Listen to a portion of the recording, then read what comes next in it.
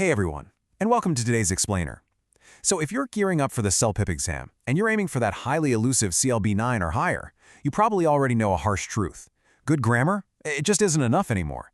And honestly, that can be incredibly frustrating. To actually stand out and really wow the evaluators, you need more than just accurate English. You need localized context, and you need precise, strategic vocabulary.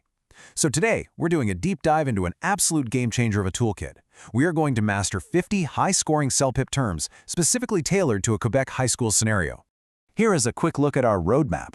We'll kick things off with the Quebec school scenario. Then we'll move right through admin and institutional terms, student life vocabulary, communication and concepts, and advanced idiomatic phrases. And finally, we'll wrap it all up by showing you exactly how to apply this new arsenal to totally ace the exam.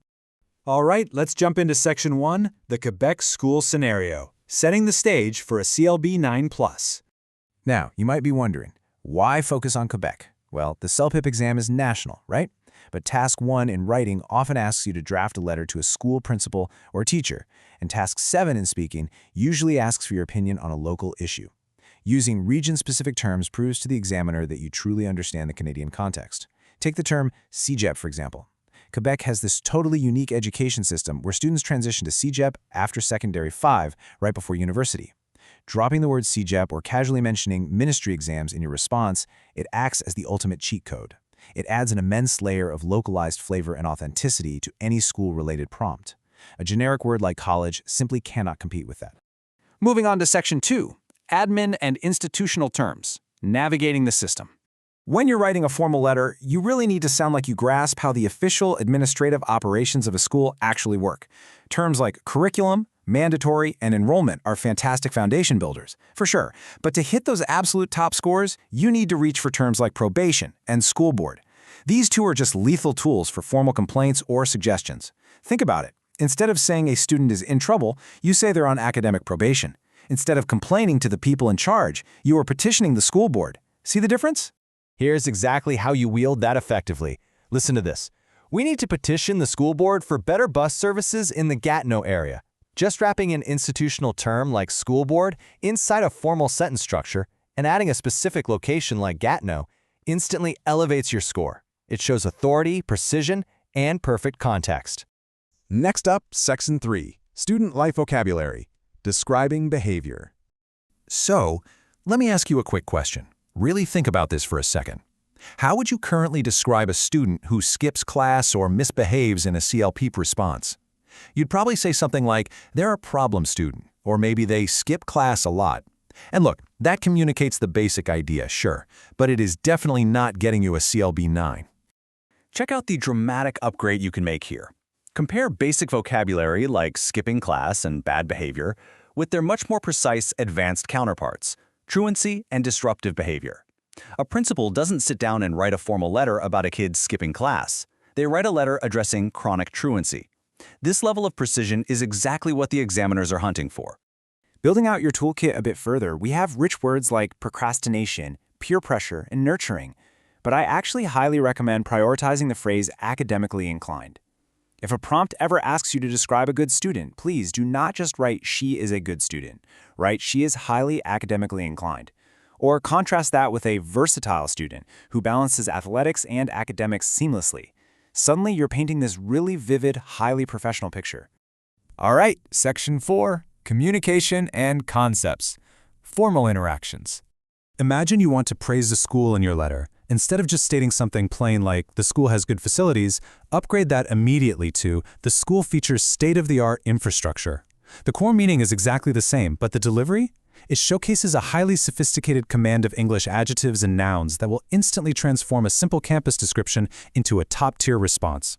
Now, for essential communication and abstract concepts, definitely take a second to note supervision, incentive, and inclusivity. But the absolute anchor words for dispute letters, without a doubt, are grievance and mediation. If you are writing to complain about a teacher or maybe a new school policy, stating that you are filing a formal grievance and that you are requesting mediation shows an incredibly high level of diplomatic English. Which brings us to Section 5, Advanced Idiomatic Phrases, the final polish. Let's put this to the test. How do you usually start a formal complaint letter to a principal? Take a split second and mentally draft your opening line. Go ahead. Most test takers will default to something very direct and usually quite emotional. So instead of a direct emotional, I am unhappy about the new cafeteria menu, you want to elevate your tone to, I am writing to voice my concern regarding the current cafeteria menu. That right there is a phrase you should memorize and have loaded in the chamber, ready to deploy the second you sit down for the exam. Let's rapid fire through some of these punchy plug-and-play modifiers because these can adapt to almost any formal scenario you'll face. In light of recent events, security must be tightened. Or how about, this issue must be addressed with utmost urgency. And if you're concluding a letter, absolutely never just say, call me. Instead use, should you require further clarification, please do not hesitate to contact me. Literally, these phrases do all the heavy lifting for you. Consider this wildly powerful combination. Acknowledging the constraints of our budget, this safety issue must be addressed with utmost urgency. I want you to sear this exact sentence into your memory. By combining two advanced phrases, acknowledging the constraints and with utmost urgency, you create this totally unstoppable, heavily persuasive sentence that basically commands respect from whoever is reading it. Rounding out our toolkit, phrases like standardized testing and interdisciplinary approach are fantastic for academic arguments. But the ones I highly recommend you master are bridge the gap and at the expense of. For example, you might write, we must help new students bridge the gap, but not at the expense of our current programs. They are just brilliant, nuanced tools for discussing student well-being and academic progress. Finally, Section 6, Acing the CELPIP exam, putting it all together. Here is your actionable, step-by-step procedure for deploying your brand new toolkit while you're actually under the pressure of the exam clock. Step 1, identify the scenario. Are we doing a Task 1 email to a principal or a Task 7 opinion piece? Step 2, inject those localized terms. Ground your response in reality by actually mentioning CEGEP or the school board. Step 3, upgrade basic words. Scan your draft quickly. Did you write bad behavior? Scratch that. Change it to disruptive behavior. And finally, step 4, apply those formal idioms to polish off your opening and closing lines. By systematically following those 4 steps, you literally transform a basic response into a CLB 9+ masterpiece. You see, you're no longer just memorizing some rote list of vocabulary words. You now possess a real strategic arsenal. You know the exact context, the proper tone, and the precise phrasing required to thoroughly impress any evaluator looking at your test. So I'm going to leave you with a bit of a provocative thought today. Which of these 50 terms are you going to intentionally use in your very next practice letter? Seriously, don't wait until exam day to try them out for the first time. Pick 3 terms right now, sit down, and write a grievance letter to a hypothetical school board. Master the vocabulary, and you will absolutely master the exam. Thanks so much for joining me on this explainer, and happy studying.